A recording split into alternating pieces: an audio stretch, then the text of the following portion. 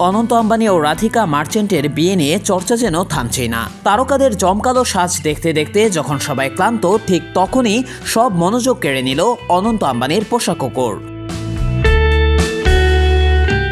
লাল রঙের শেরওয়ানিতে অনন্ত আম্বানির পোশাক কুকুরের একটি ভিডিও ছড়িয়ে পড়েছে ইন্টারনেটে। সেও বরযাত্রীর পোশাক পরে এসেছিল বিয়েবাড়িতে।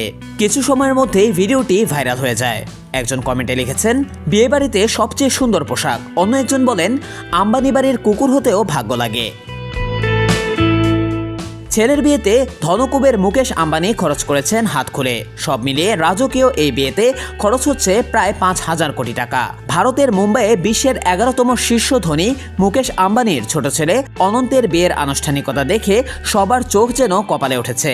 7 মাস ধরে চলা রাজকীয় সব আয়োজন নজর কেড়েছে পুরো বিশ্বের।